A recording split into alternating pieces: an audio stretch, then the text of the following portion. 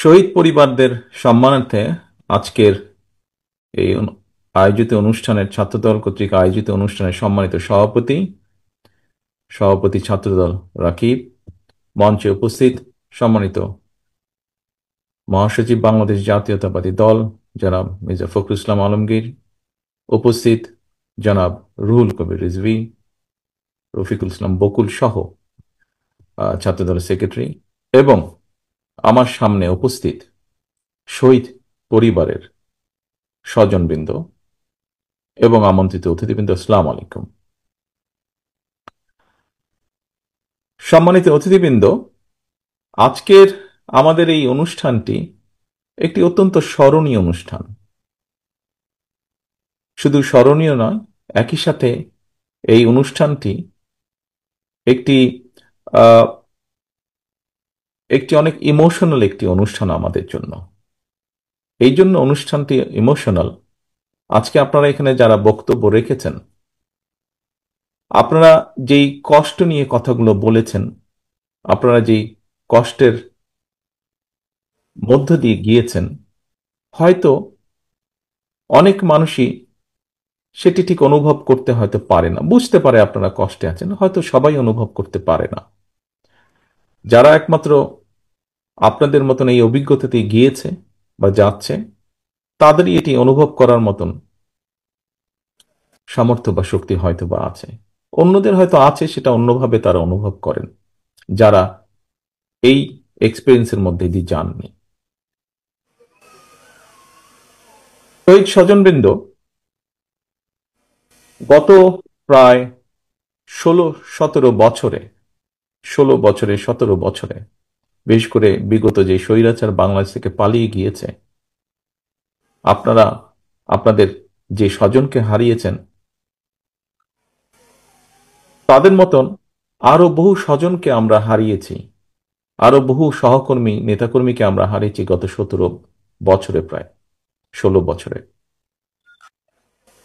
আমাদের হিসাব মতে 726 জনের মতন, যার সাথে এই 726-এর সাথে আজকের এই 142 জনও যুক্ত হবে নতুন করে।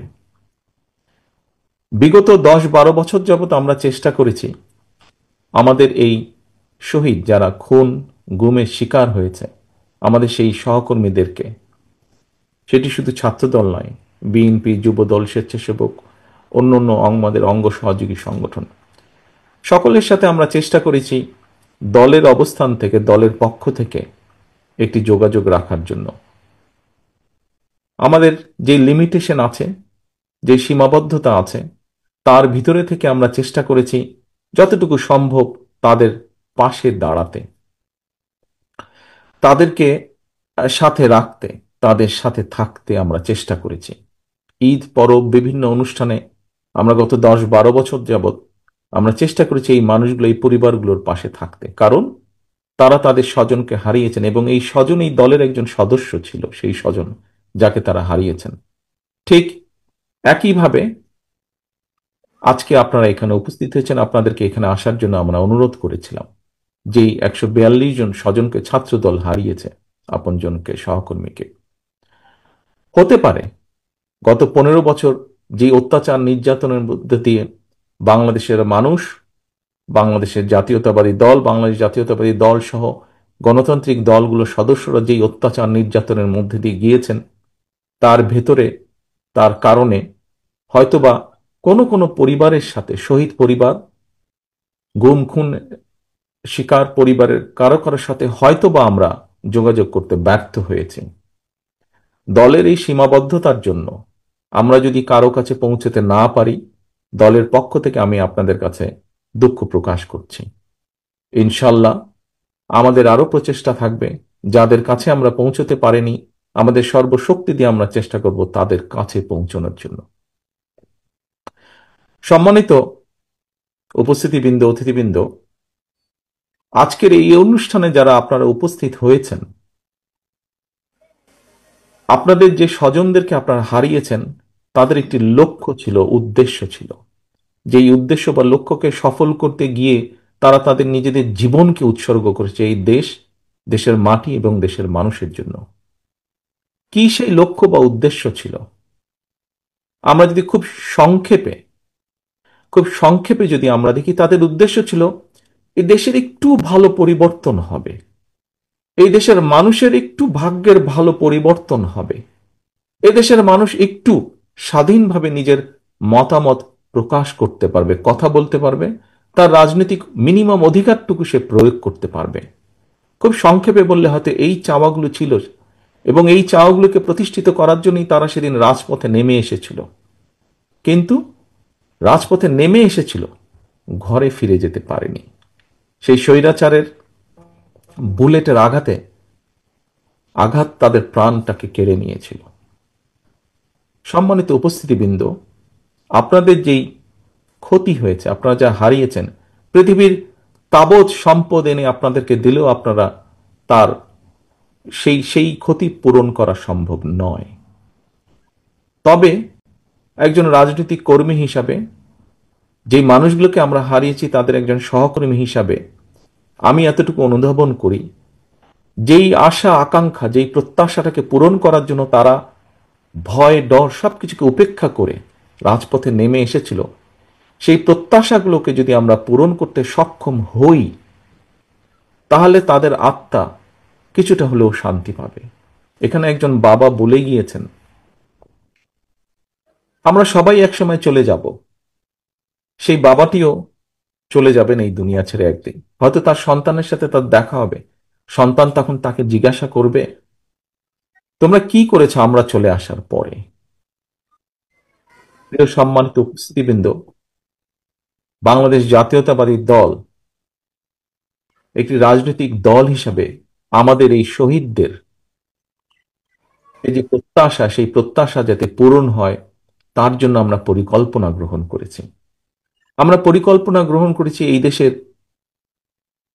আগামী ভবিষ্যৎ প্রজন্ম, তাদেরকে কিভাবে আমরা শিক্ষিত করে উপযোগী মানুষ করে গড়ে তুলব। সম্মানিত অতিথিবৃন্দ, আমরা পরিকল্পনা গ্রহণ করেছি, ছোটবেলা থেকে পড়ে এসেছি কৃষি প্রধান দেশ বাংলাদেশ। এই দেশের কৃষিকে কিভাবে আরো স্বাবলম্বী করে গড়ে তোলা যায়, সেই ব্যাপারে আমরা পরিকল্পনা গ্রহণ করেছি। আমরা পরিকল্পনা গ্রহণ করেছি এই দেশের এই মুহূর্তে সবচাইতে বড় যেই সমস্যা, সেই সমস্যাটা হচ্ছে আমাদের প্রায় 4-5 কোটি মানুষ,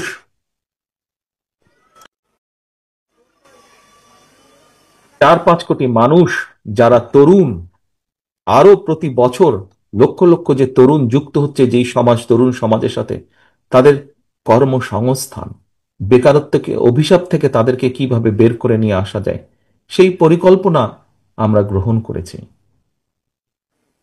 সম্মানিত অতিথিবৃন্দ, আমরা দলের পক্ষ থেকে পরিকল্পনা গ্রহণ করেছি।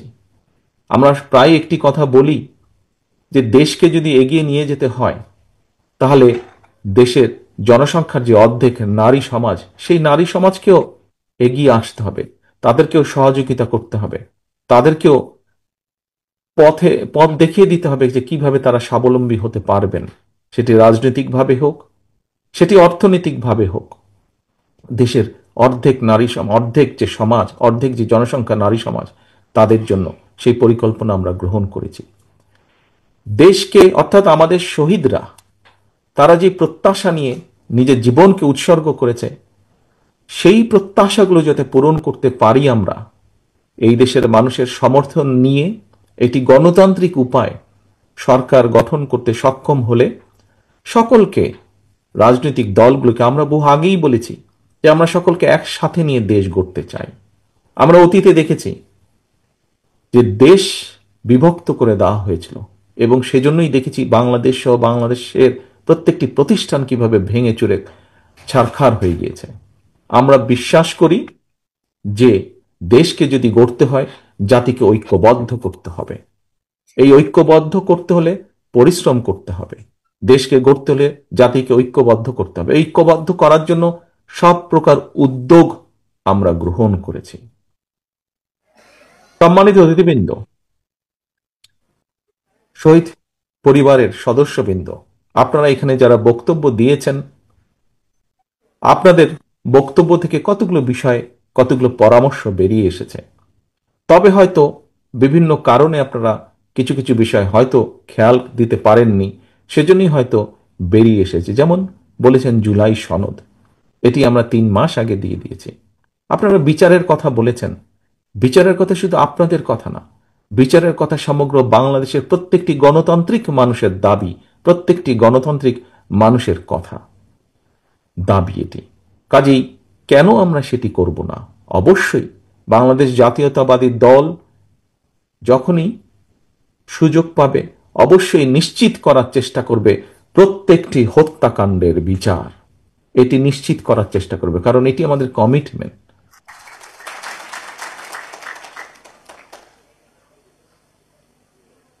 প্রিয় সম্মানিত অতিথিবৃন্দ, এই মুহূর্তে যদি আমরা মিডিয়া দেখি, আমরা মিডিয়া দেখলে দেখব যে একটি বিষয়কে ঘিরে বিভিন্ন রকম কিছু কিছু মেসেজিং করার চেষ্টা করা হচ্ছে, কিছু একটি তৈরি করার, একটি একটি একটি একটি একটি গল্প তৈরি করার চেষ্টা করা হচ্ছে। দেখুন, আমি আমার একটি রাজনৈতিক অভিজ্ঞতার কথা আপনাদের সামনে তুলে ধরতে চাই। এই অভিজ্ঞতা আমার যেমন আছে, এই অভিজ্ঞতা মহাসচিব সাহেবের আছে, এই অভিজ্ঞতা মঞ্চে উপস্থিত রিজভী সাহেবের আছে, এই অভিজ্ঞতা মঞ্চে উপস্থিত আমাদের ছাত্রদলের সভাপতি, সেক্রেটারি, আমাদের ছাত্রবিদ্যার সম্পাদক বকুল সহ অনেক নেতৃবৃন্দের আছে এই অভিজ্ঞতা। কি সেই অভিজ্ঞতাটি? আমরা যখনই বিভিন্ন মানুষের সাথে কথা বলি, এই দেশে আমি যুক্তরাজ্যে আছি, এখানেও যখন বাংলাদেশি মানুষের সাথে দেখা হয়, প্রত্যেকে বিভিন্নভাবে তাদের কিছু কথা তুলে ধরেন। আপনারা যেরকম তুলে ধরেছেন, কেউ বলেছেন প্রশাসনকে এটা বলে দিতে, প্রশাসনকে কঠোরভাবে নিয়ন্ত্রণ করতে অথবা ঠিকভাবে গাইড করতে, কেউ বলেছেন বিচারের কথা, বিভিন্ন জন বিভিন্ন পরামর্শ আপনারা দিয়েছেন, এভাবে বিভিন্ন মানুষ পরামর্শ দেয়। সম্মানিত অতিথিবৃন্দ, সকলের কাছে আমি একটি কথা তুলে ধরতে চাই। কেন বিএনপিকে আমরা বা মানুষ পরামর্শ দেয় কেন বিএনপিকে? কারণ মানুষ একটি জিনিস বিশ্বাস করে বা মনে করে খুব দৃঢ়ভাবে যে বিএনপি সরকার পরিচালনার অভিজ্ঞতা আছে, ইনশাল্লাহ বিএনপি আগামী দিনে দেশ পরিচালনা করবে। যে যেই কাজটা করতে পারে, আমি এটি তালি বাজানোর জন্য দেইনি, কিন্তু আমি একটি জিনিস বোঝানোর জন্য দিয়েছি, বলছি আপনাদেরকে।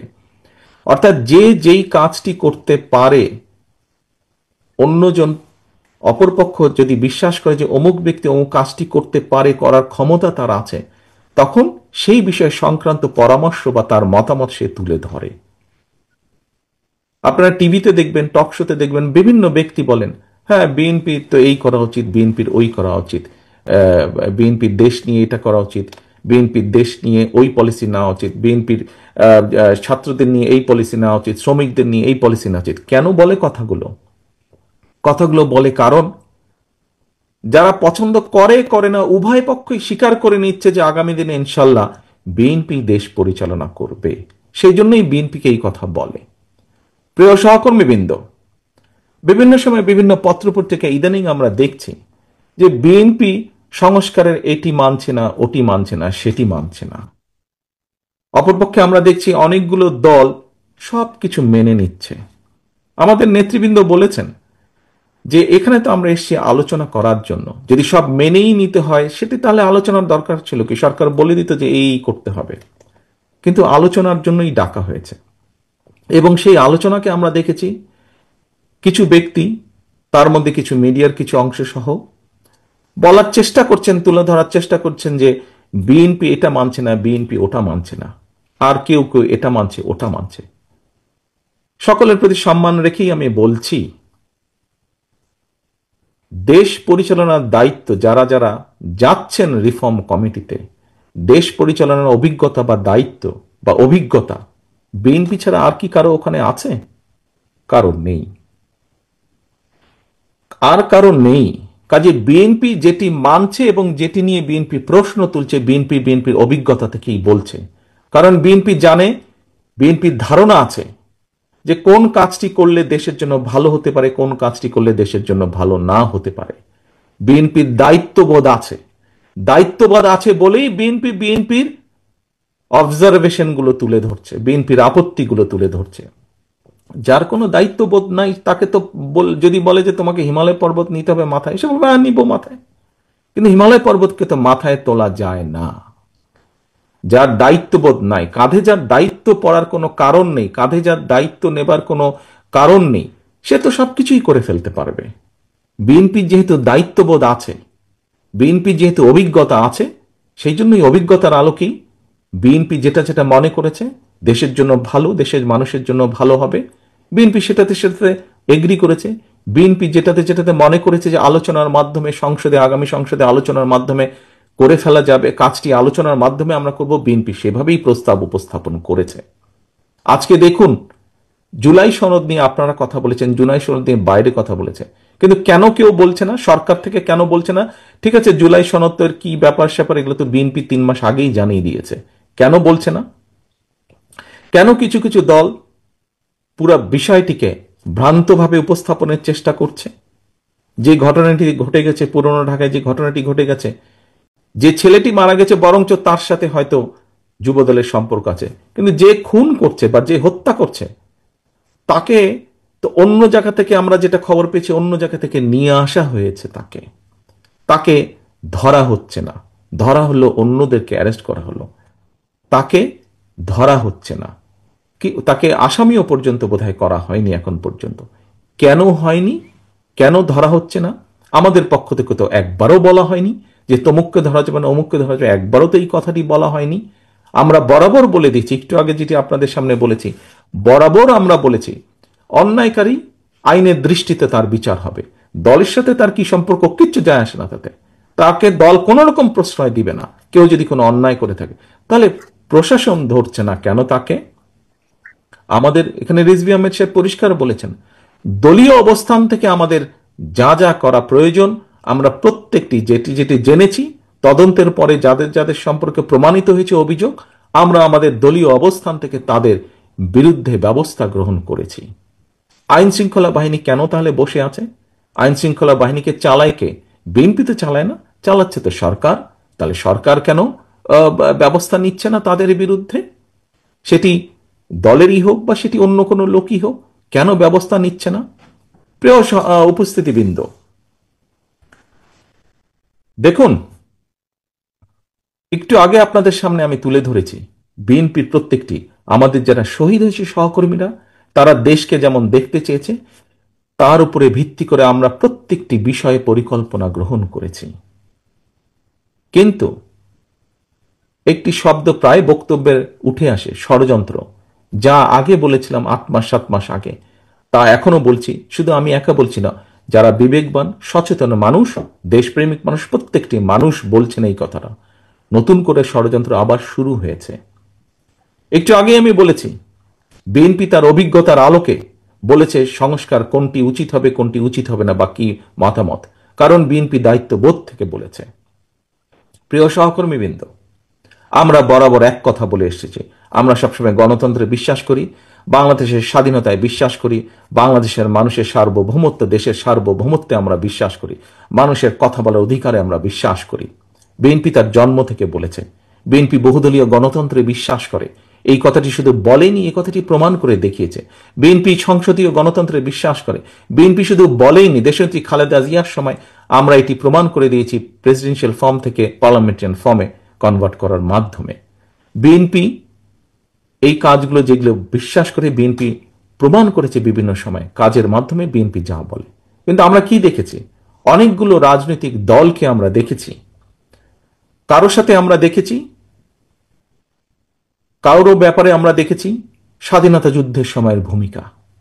যখন বিএনপির প্রতিষ্ঠাতা শহীদ রাষ্ট্রপতি জিয়াউর রহমান স্বাধীনতার ডাক দিয়েছিলেন, সেই সময় আমরা দেখেছি দেশের স্বাধীনতার বিরোধিতা কে করেছে, কাদের পক্ষ নিয়ে দেশের স্বাধীনতার বিরোধিতা করেছে। আবার আমরা দেখেছি কোন কোন রাজনৈতিক দলের সদস্য এই দেশের মানুষকে যুদ্ধের ডাক দেয়নি, বরং ডাক দেওয়ার দায়িত্ব তাদের ছিল, কিন্তু ডাক না দিয়ে আমরা দেখেছি সবাই মিলে গিয়ে কোনো একটি দেশে লুকিয়েছিল বা আশ্রয় নিয়েছিল। কে ছিল এই দেশে? এই দেশের জনগণ ছিল। এই দেশের মুক্তিযোদ্ধারা এই দেশে ছিলেন, এই দেশের জনগণ এই দেশে ছিল। এবং সেই মুক্তিযোদ্ধাদেরকে, যারা মুক্তিযুদ্ধ করেছেন, তারা বিভিন্ন সেক্টর কমান্ডারের অধীনে মুক্তিযুদ্ধ করেছেন। আজকে যদি বিএনপির অবস্থান থেকে আমরা বলি, আমরা কাউকে দেখেছি একটু দূরের একটি দেশের গান গাইতে, আবার কাউকে দেখেছি একদম প্রতিবেশী একটি দেশের গান গাইতে।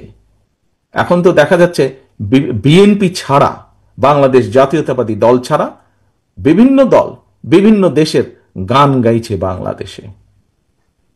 প্রিয় উপস্থিতিবৃন্দ, বাংলাদেশ জাতীয়তাবাদী দলের পক্ষ থেকে আপনাদের সকলের সামনে আজকে জোর গলায় আমি বলতে চাই, বিএনপি বিশ্বাস করে বাংলাদেশের জনগণ তাদের সকল রাজনৈতিক ক্ষমতার উৎস।